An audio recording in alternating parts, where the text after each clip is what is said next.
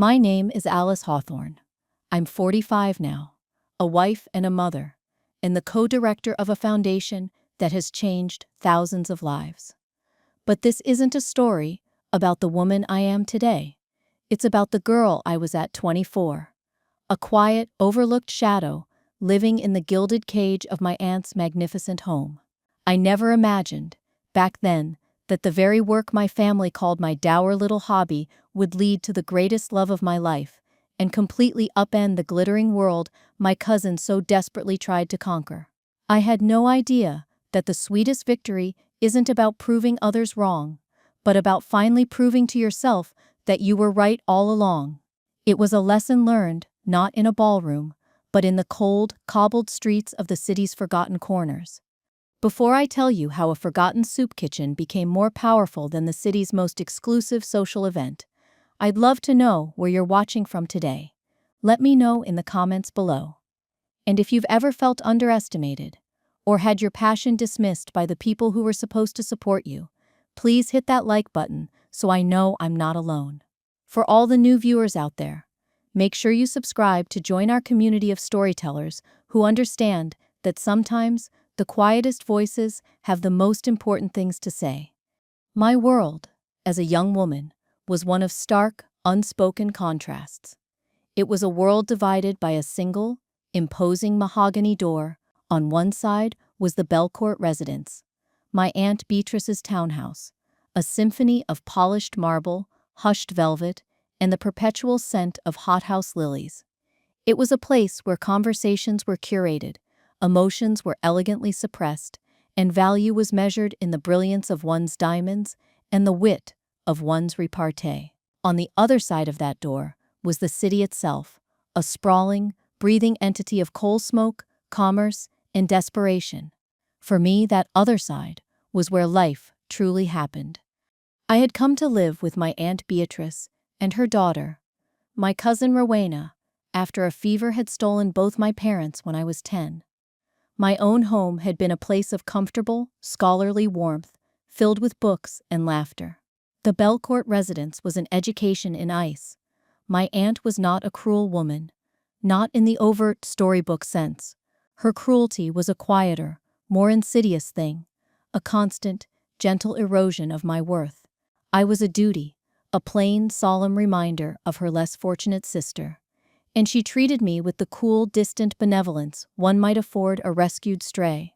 Her daughter, Rowena, was the sun around which the Belcourt universe revolved. She was, I had to admit, breathtaking. She had hair the color of spun gold, eyes the blue of a summer sky, and a laugh that sounded like wind chimes. Where I was quiet, she was effervescent. Where I was practical, she was artistic. Where I was content in the shadows, she demanded the spotlight and was always given it. My Aunt Beatrice saw in Rowena the culmination of her own social ambitions, and she polished her daughter like a priceless gem, doting on her every whim, celebrating her every minor triumph, as if it were a matter of national importance. The dynamic was set early and reinforced daily. I remember when we were children, perhaps 12 years old, Rowena had won a local poetry recitation contest. It was a charming little verse about a dancing daffodil, and she had delivered it with theatrical grace. My aunt threw a lavish party in her honor.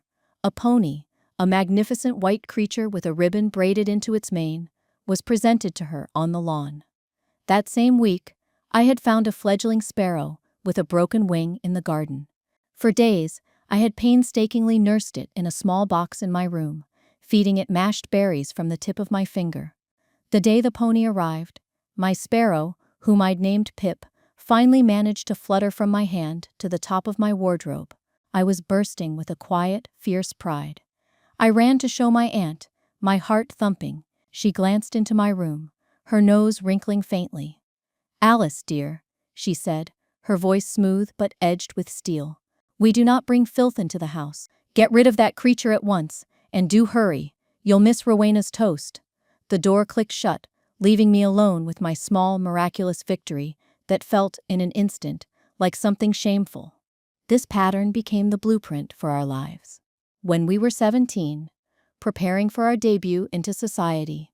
The difference was thrown into even sharper relief. Rowena's debutante ball was the talk of the city. My aunt commissioned a gown for her from Paris, a confection of silk and seed pearls that cost more than the carriage it arrived in. My own debut was a shared affair, a footnote in a larger event.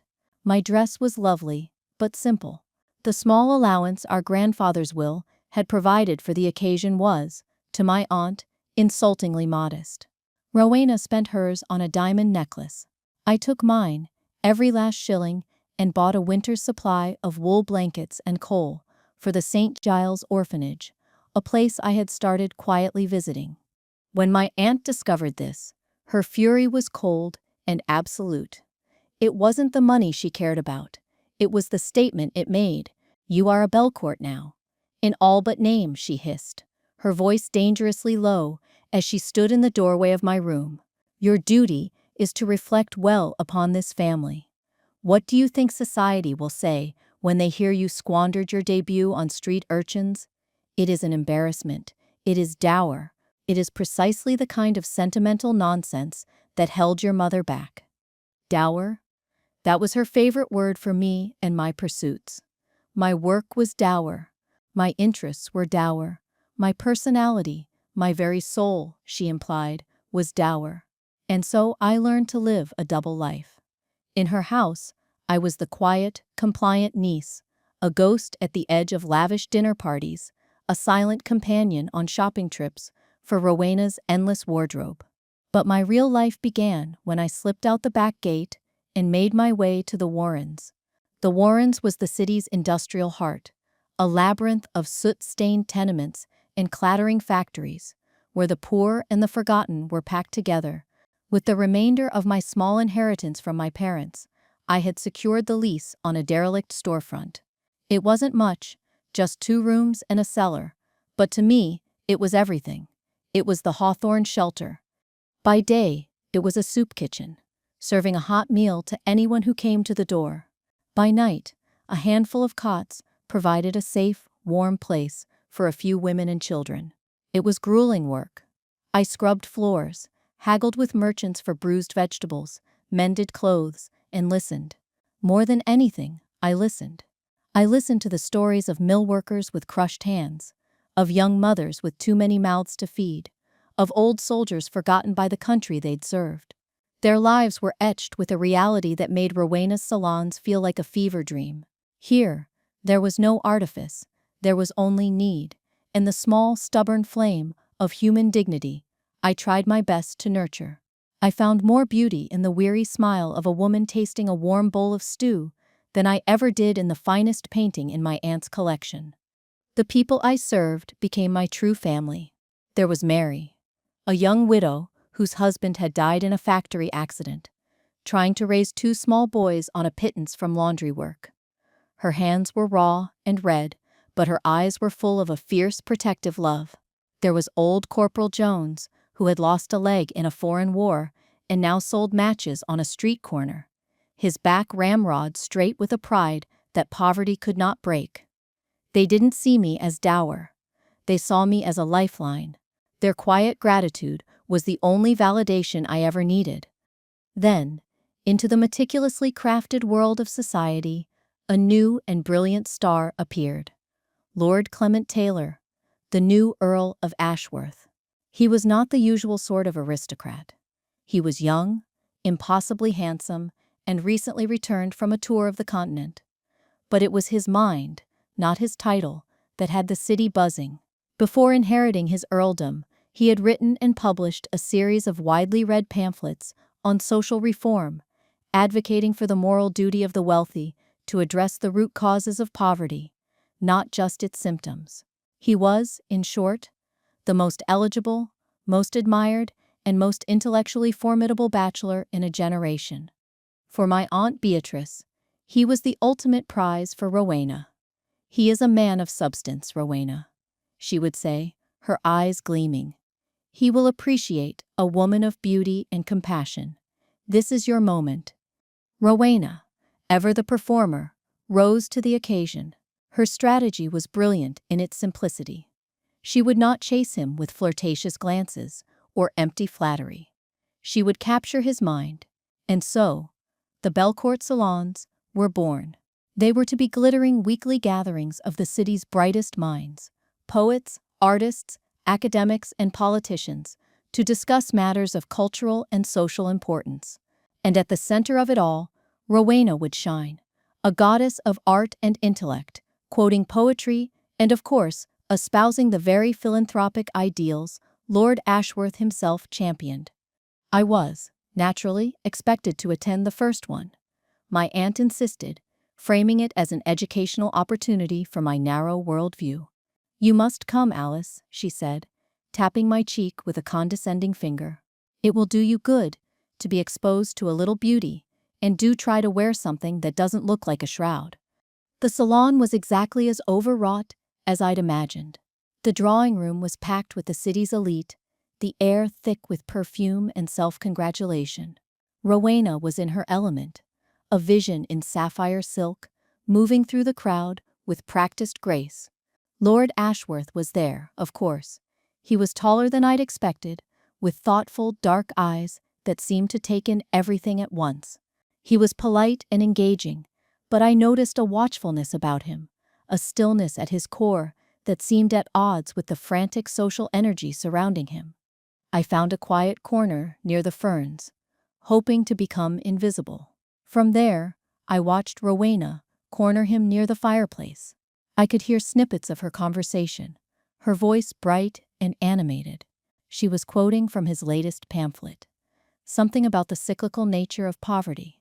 She spoke the words with perfect inflection, but they were hollow, stripped of their meaning. They were just lines in a script, designed to impress.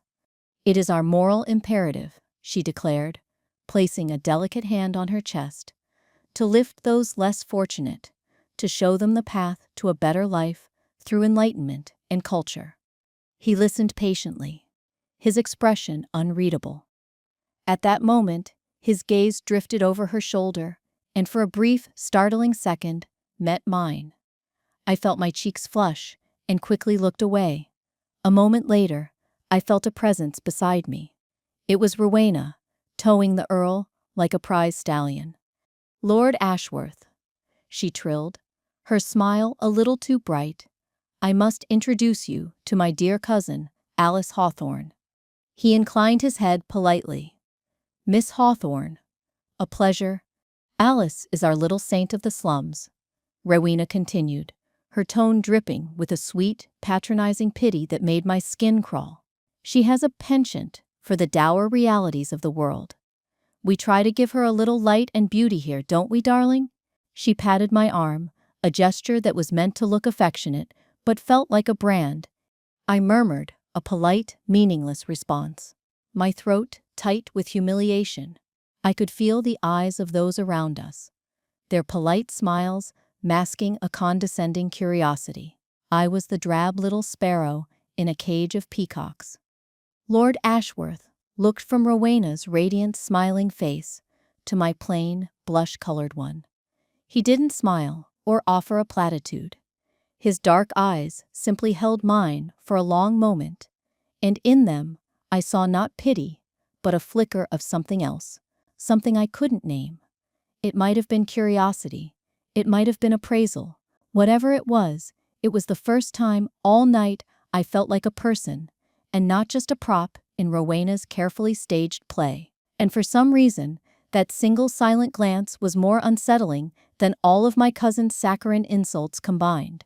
I excused myself as quickly as I could, retreating from the suffocating perfume of the salon and longing for the honest, uncomplicated air of the Warrens.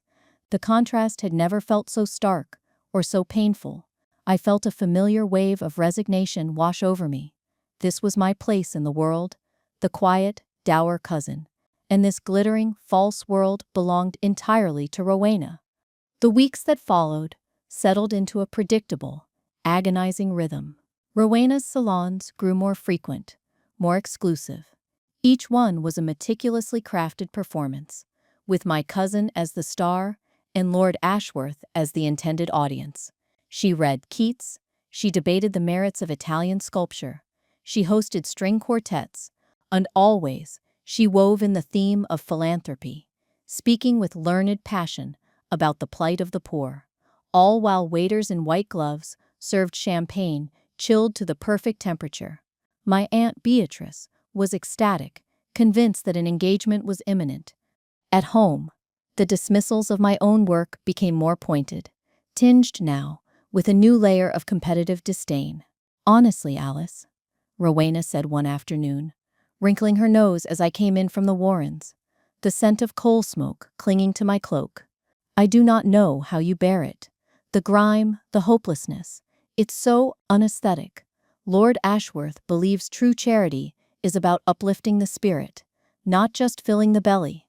She had, of course, completely missed the point of his writings, which argued for a foundation of basic human needs before all else, but I no longer had the energy to argue. I just nodded and escaped to my room, the word unaesthetic ringing in my ears. It was a new and particularly stinging insult. My life's work, the lives of the people I cared for, reduced to a matter of bad taste. A deep sense of futility began to creep into my heart. I saw the way Clement, Lord Ashworth, looked at Rowena during the salons. He was always attentive, always a gentleman. Perhaps, I thought with a pang of despair, he was taken in by her performance. Perhaps a man of his station could only ever truly see a woman like Rowena. What was my shabby little shelter compared to her brilliance? I felt myself shrinking, my confidence eroding, under the constant, gentle pressure of my family's disapproval. One afternoon, a society paper arrived, and on the front page was a sketch of Rowena and Lord Ashworth, deep in conversation at the opera. The caption read, "A meeting of minds and hearts." Seeing it in print made it feel real, inevitable. That day at the shelter, my heart was a leaden weight in my chest. I went through the motions of serving stew and scrubbing pots, but a quiet, cold voice in my head whispered, "What is the point of it all? You are a fool, playing in the dirt while the real world spins on without you." What I didn't know was that Clement was a man who trusted actions far more than words. The disconnect between the eloquent discussions of poverty in my aunt's drawing room and the opulent reality of the gatherings themselves had not gone unnoticed. Rowena's dismissal of me, that first night, had lodged in his mind not as an insult to me, but as a flaw in her. A truly compassionate person, he reasoned, would not speak with such condescension of someone engaged in charitable work, no matter how humble. His curiosity, piqued by that first encounter, had grown into a quiet investigation.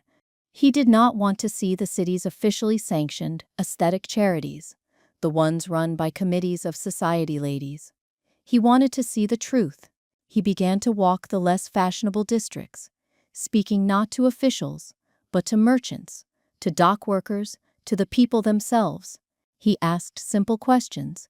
If you were in trouble, where would you go? Who can be trusted? And time and again, he heard whispers of a small, unassuming shelter in the heart of the Warrens, run by a quiet young woman who asked for nothing, but gave everything. He heard of the angel of the Warrens, Miss Hawthorne. One Tuesday, the rain was coming down in a relentless gray sheet, turning the cobblestones to slick, muddy mirrors. The shelter was overflowing. The damp chill seemed to seep into the very bones, and we had a queue of shivering men and women stretching out into the street. We were running low on bread, and the roof had sprung a new leak, a steady drip, drip, drip, into a bucket in the corner. I was on my knees, trying to patch a little boy's worn-out shoe with a scrap of leather, when the front door opened, letting in a gust of wind, and a man who was decidedly out of place. He was dressed in a simple but well-cut tweed jacket, with no finery to speak of, but he carried himself with an unmistakable air of authority. He shook the rain from his hat, his dark eyes scanning the crowded, steamy room. They landed on me, and I felt a jolt of recognition that stole my breath. It was Lord Ashworth. He approached me, his expression serious. "Miss Hawthorne," he said, his voice a low baritone that cut through the chatter in the room. "Forgive the intrusion. I was told I might find you here." I scrambled to my feet. suddenly conscious of the smudge of soot on my cheek and the threadbare state of my apron. "My lord," I stammered, completely flustered. We were not expecting visitors." "I am not a visitor," he said simply. "My name is Clement, and I came to see the work you do." For the next hour, I gave him a tour, if one could call it that. I showed him our small, meticulously organized pantry, the cellar where we stored donated coal, the cramped sleeping quarters with their patched quilts.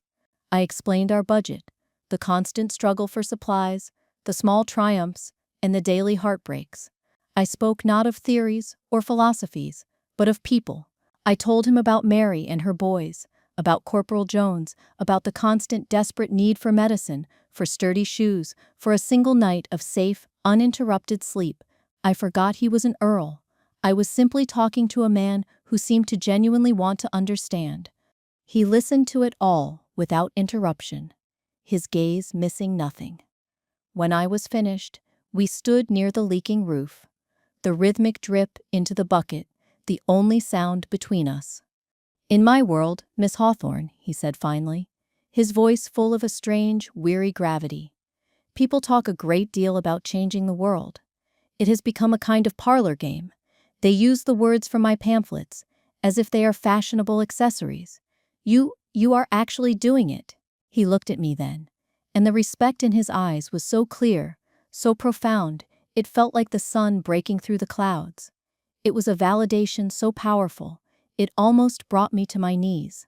He made a substantial donation on the spot, insisting it remain anonymous. But more than that, he made a request. "Would you permit me to help?" he asked. "Not with money, with my hands. I am stronger than I look." And so began our secret alliance. 2 or 3 times a week, Mr. Clement would appear at the shelter. He arrived without fanfare, rolled up his sleeves, and got to work. He stacked crates of potatoes, he served stew, he repaired the leaking roof, and he sat with Corporal Jones, listening to his war stories with rapt attention. The people of the shelter accepted him, without question. To them, he was not a lord, he was just another pair of willing hands, another kind heart. In those hours, amidst the clatter of spoons and the smell of simmering soup, our own world was born. We talked of everything: books, politics, our childhoods, our hopes for a better world. I discovered his sharp, dry wit. He discovered my stubborn, unyielding optimism.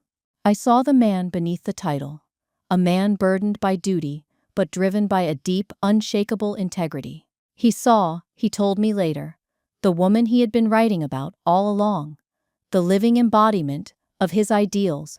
A quiet, fierce, and undeniable love began to grow between us, nurtured in the most unlikely of gardens. The irony, of course, was staggering. While I was falling in love with the real Clement Taylor in a dilapidated soup kitchen, Rowena was busy courting his public persona in her gilded drawing room. Her salons continued, and she would return from them flushed with triumph, convinced she was winning him over. Lord Ashworth was particularly taken with my thoughts on agrarian reform tonight. She would announce at the dinner table, "He finds my perspective so refreshing." She would then turn to me, a flicker of pity in her eyes. "Poor Alice, while we were nourishing our souls with debate, you were no doubt wading through filth. I do hope you don't catch some dreadful disease." One evening, this secret, double life nearly came crashing down. Clement had stayed late to help me sort a large donation of winter clothes. It was dark, and a cold wind was whipping down the narrow street. We stood in the doorway for a moment, reluctant to part.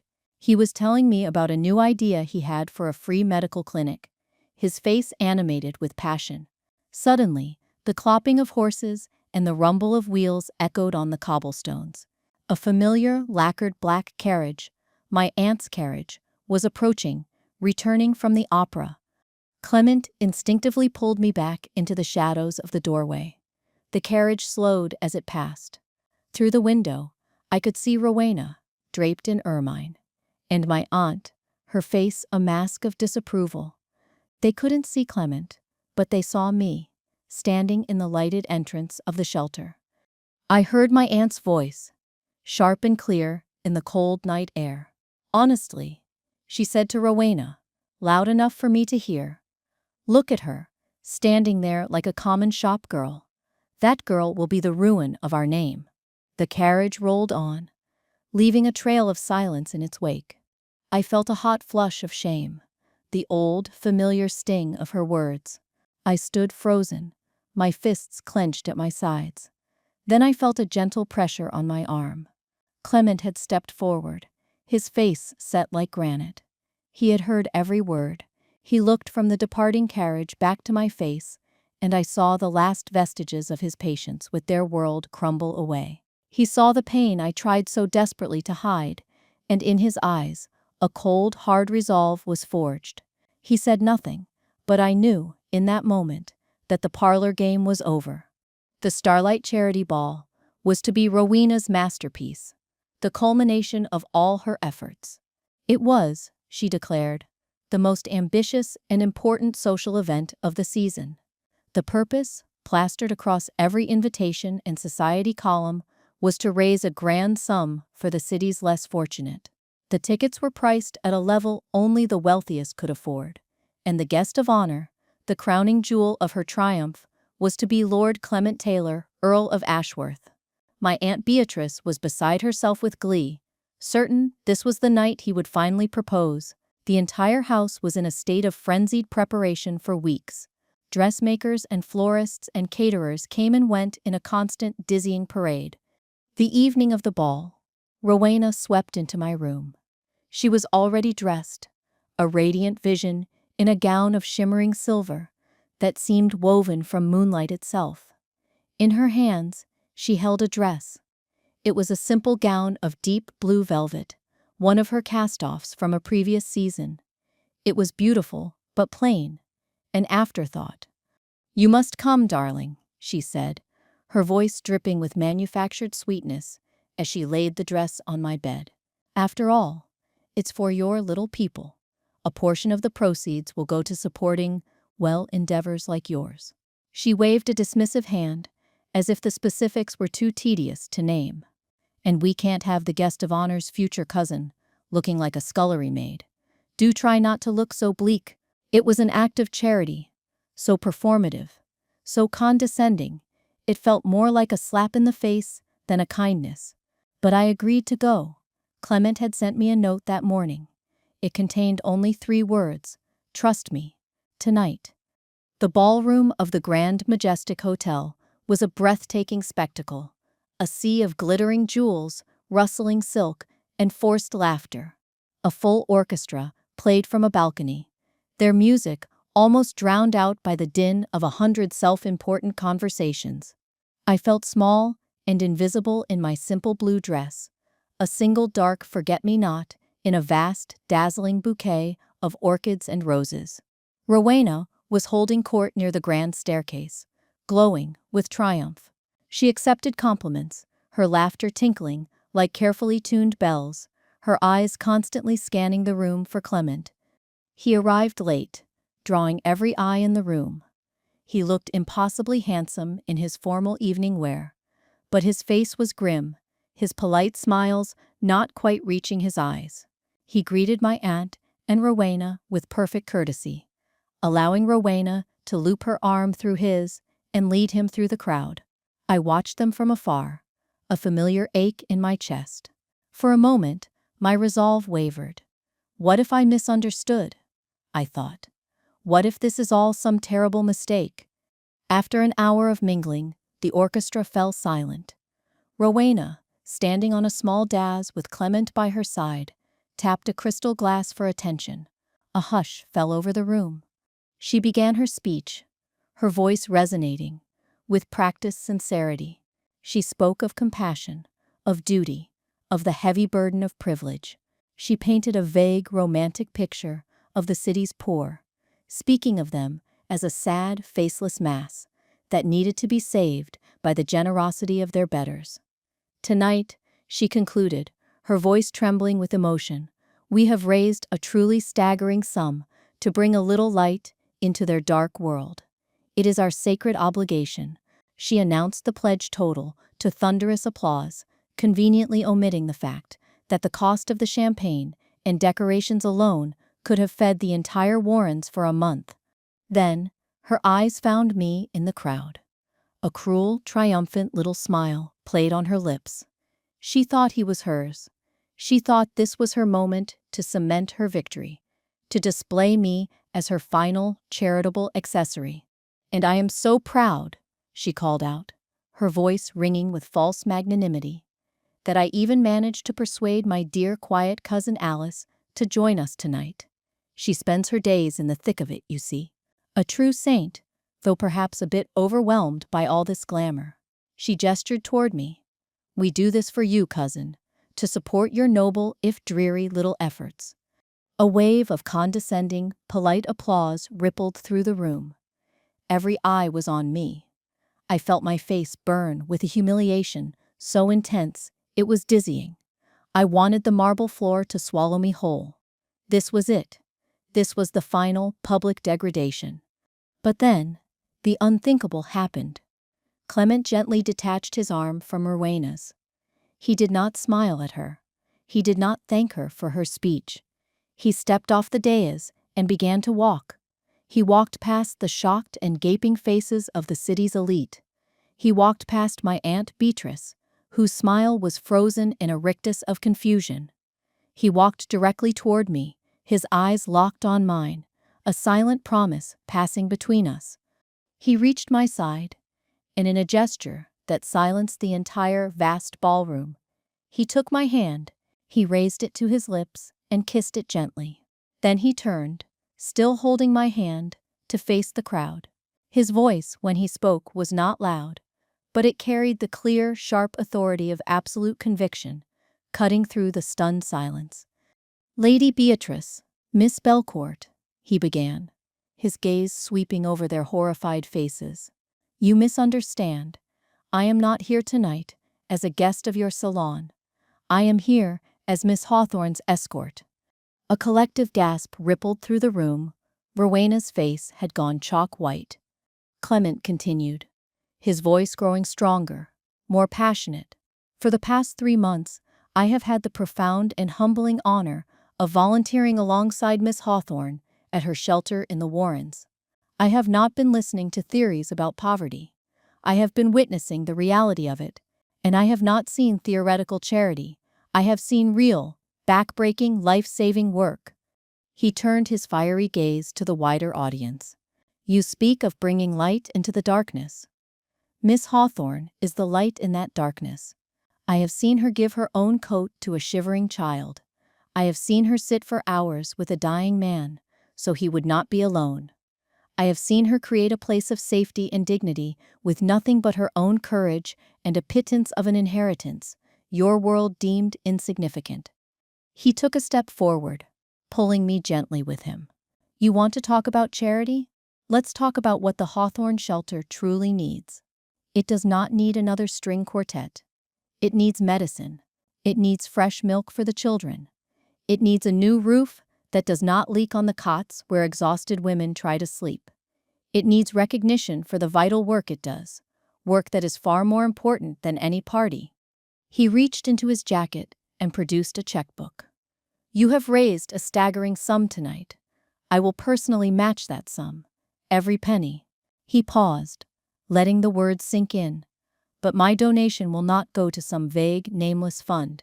It will be given directly to Miss Alice Hawthorne, to be used as she, and only she, sees fit." He looked out at the sea of stunned, guilty faces. "And I extend an invitation to any of you who are genuinely interested in change, not just conversation. The Hawthorne shelter is always in need of volunteers. The work is hard, it is not glamorous, but it is real. Join us." The silence that followed was absolute, broken only by the distant sound of the city outside. Rowena looked as if she had been turned to stone, her perfect social triumphs shattered into a million pieces around her. My Aunt Beatrice swayed on her feet, her face a mask of pure, unadulterated fury and disbelief.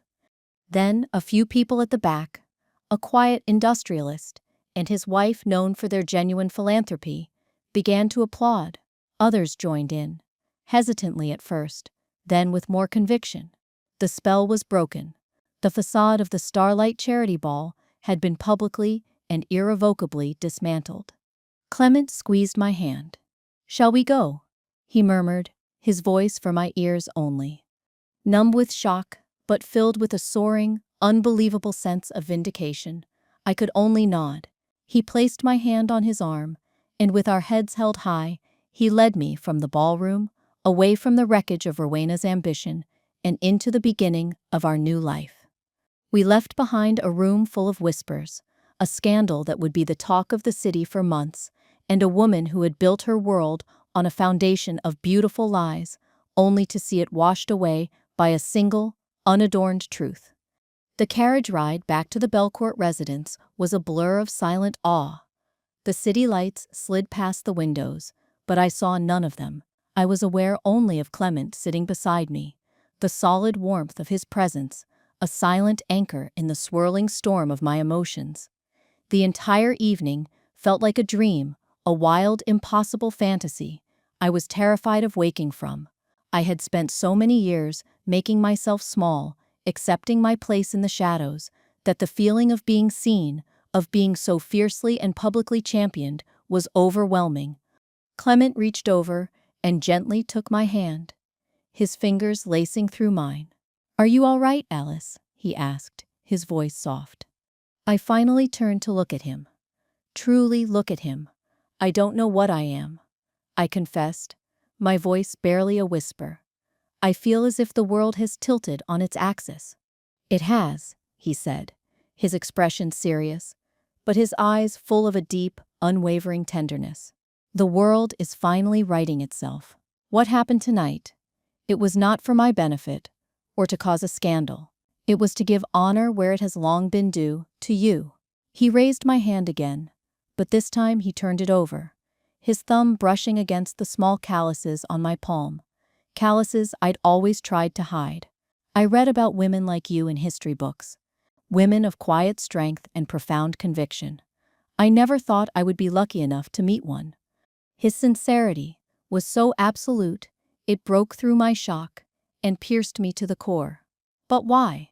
I asked, the question I had been too afraid to voice. "Why would you do all this for me?" "Because, Alice," he said, his voice dropping lower, his gaze intense, "I have fallen in love with you. I fell in love with your courage before I even knew your name. I fell in love with your compassion when I saw you speak to a hungry child with more respect than most men in my position show to a king. I love the woman who scrubs floors and fights for every last loaf of bread. The salons, the jewels, the titles, that is all just noise. You are the truth." And in the flickering gaslight of the carriage, he leaned in and kissed me. It was not a kiss of dramatic passion, but one of quiet, profound certainty. It was a kiss that tasted of homecoming, of acceptance, of a future I had never dared to imagine for myself. It was the end of my life as a shadow. When we arrived at the townhouse, the lights were blazing. They were waiting for us. My Aunt Beatrice and Rowena stood in the grand foyer, like vengeful statues. The moment the butler closed the door behind us, the storm broke. "How dare you?" Beatrice hissed, her voice shaking with rage. "How dare you bring this humiliation upon our house? After everything I have done for you, taken you in, given you a home, you repay me by scheming, by throwing yourself at the Earl of Ashworth like a common trollop." Rowena, her face pale and streaked with tears, finally found her voice. "You did this to ruin me," she shrieked, her carefully constructed composure shattered. "You were always jealous. You couldn't bear to see me happy, to see me succeed. You and your filthy, miserable little projects. You planned this. You planned it all just to hurt me." For a lifetime, these words would have crushed me. I would have recoiled, apologized, tried to make myself smaller, to appease their anger. But something inside me had fundamentally shifted. Holding Clement's hand, feeling the solid strength of his support, I found a strength I never knew I possessed. I looked calmly at my cousin, not with anger, but with a sudden, startling clarity. "No, Rowena," I said, my voice steady and clear. "You did this to yourself. Your world was a stage, and everyone in it was an actor in your play. You built a house of cards, and were shocked when a breath of truth blew it down. My work was never about you. It was never a competition. It was just my work." I turned to my aunt, the woman whose approval I had craved for so long, and I felt a quiet, sad release. "Thank you for the home you gave me, Aunt Beatrice. But I see now, it was never truly a home. It was a cage, and I will not live in it any longer." I felt a sense of calm purpose settle over me. My life will no longer be lived in your shadow. I will be moving out in the morning. The silence that followed was more profound than their shouting. They stared at me, as if I were a stranger, and in a way, I was. The quiet, dour, compliant Alice was gone. In her place was a woman who knew her own worth. The next morning, Clement arrived, not in a fancy carriage, but in a simple wagon. Together, we packed my few belongings, my books, my parents' portraits, my simple clothes. It took less than an hour. As I walked out of the grand mahogany door, for the last time, I did not look back. Clement helped me find a small, clean set of rooms above a bookshop, just a few blocks from the shelter. After the cavernous, cold opulence of the Belcourt residence, it felt like a palace. The sun streamed through the front window, illuminating the dust motes dancing in the air. As I stood in the middle of my own small living space, the simple act of making a cup of tea for myself, in my own kitchen, brought tears to my eyes. It was the taste of freedom. The news of the Starlight Ball had spread like wildfire. Almost immediately, the genuine donors, the ones who had been inspired by Clement's speech, began to arrive at the shelter's door. We were flooded with donations of money, food, and supplies. But more importantly, people came to volunteer. The industrialist's wife spent an entire day sorting clothes. A young doctor offered to run a free clinic twice a week. The shelter was transformed from my lonely project into a true community endeavor. It was the beginning of everything. A year can change everything. 1 year after the disastrous Starlight Ball, the modest Hawthorne shelter was gone. In its place stood the Ashworth Hawthorne Foundation, a handsome brick building at the edge of the Warrens. It was no longer just a soup kitchen, but a thriving community hub. We had expanded to include clean, safe dormitories, a free medical clinic run by volunteer doctors, and a skills training program that taught sewing to women and carpentry to men. We were a place of second chances. The success stories were what kept us going. Young Mary, the widow with 2 boys, had learned bookkeeping in our classes and now worked in the foundation's office, earning a proper wage. Corporal Jones had been fitted with a new prosthetic leg and now served as the building's proud, if gruff, caretaker. The change was real, tangible, and it was the most beautiful thing I had ever been a part of. Clement and I were a team in every sense of the word. Our days were spent working side by side, our evenings in quiet conversation in my small sunlit apartment. Our love had deepened from a fledgling romance into a partnership built on a bedrock of shared values and profound mutual respect. We were to be married in the spring, a small, simple ceremony with the residents of the foundation as our honored guests. One afternoon, as I was reviewing the ledgers in my office, we had an unexpected visitor. It was Rowena. I hadn't seen her in nearly a year. She was dressed in a fashionable but subdued gray dress, her golden hair hidden beneath a modest bonnet. She looked smaller somehow, the brilliant, confident light in her eyes dimmed to a flicker. The scandal had, for a time, made her a social pariah. While society's memory is short, the stain of such a public humiliation had been difficult to wash away. She was no longer the undisputed queen of the social scene. She stood awkwardly in the doorway of my office, a place of practicality and purpose that was utterly alien to her. "Alice," she said, her voice hesitant, "this place, it is quite remarkable, what you have accomplished." We have accomplished it, I corrected gently. It's the work of many hands. She took a deep breath, looking down at her gloved fingers. I have come to apologize, she said, the words sounding stiff and rehearsed. I was wrong. I was shallow. And I was cruel to you. I see that now. I see the value in what you do. She looked up, a hopeful, pleading expression on her face. I was wondering, perhaps I could help. I want to be a part of this, to make amends. It was the moment I had once dreamed of, an admission of my worth from the person who had denied it for so long.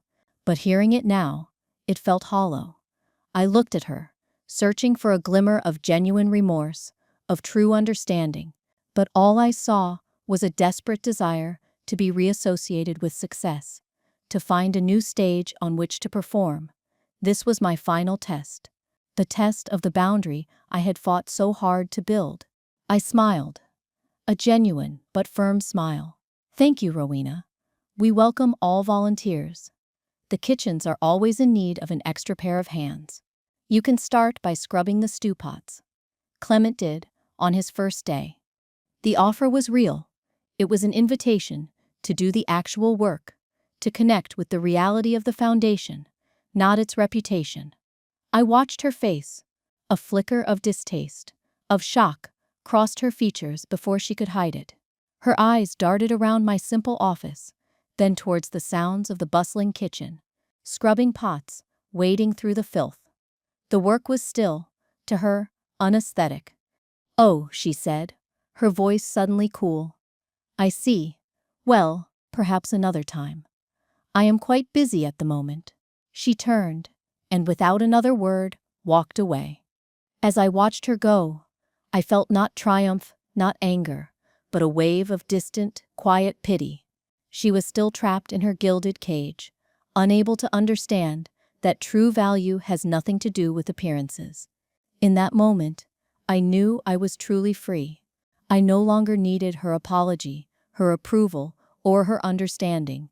My validation came from the warm weight of a child's hand in mine, from the sound of laughter in our community hall, from the love of a good man who had seen me for exactly who I was all along. The world will always have its glittering salons, its beautiful performances, and its people who mistake talking about doing good with actually doing it. But I learned that real change, the kind that lasts, is almost never glamorous. It's built in the quiet places, with calloused hands and open hearts. It's built on the profound truth that your worth is not a reflection in someone else's eyes. It is a steady, quiet flame that you nurture within yourself, a light that no one can ever extinguish. I hope my story has resonated with you today.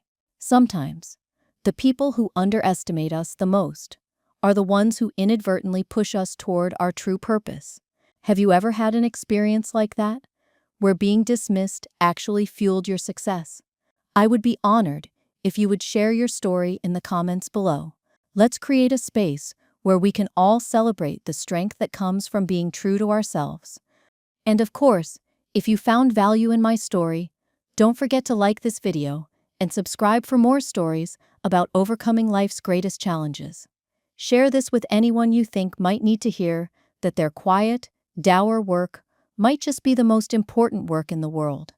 Thank you for joining me on this journey back in time. Thank you for listening. Remember that family is defined by love and respect, not just by blood, and your value exists independently of anyone else's recognition. I wish you all the strength to nurture your own light,